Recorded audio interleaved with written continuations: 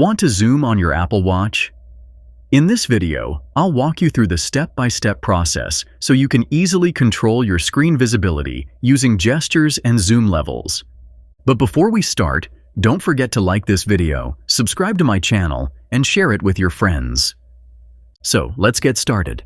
First, go to the main menu of your Apple Watch and tap on Settings. Scroll down until you find the option called Accessibility. Tap on it and then select Zoom.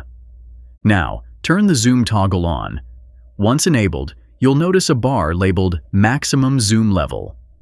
You can increase or decrease this level by tapping the plus or minus buttons. Adjust it to your comfort.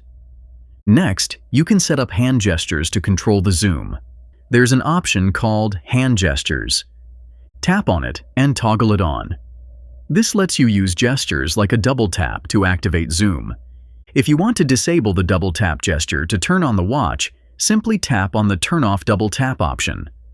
You can also choose to use zoom without any hand gestures if that's what you prefer. Now let's customize some gestures. You'll see gesture options like tap, clench, and double clench. For example, if you choose tap, you'll get additional actions like toggle zoom, pan forward, pan backward, and none. By default, it's set to none. Let's say you select pan forward. Now, when you're wearing your Apple Watch, a single tap will zoom the screen forward. Tap again, and it'll zoom back out to the original view. And that's it. This setup works across any screen on your Apple Watch. If this video helped, make sure to like, subscribe, and share. See you in the next one.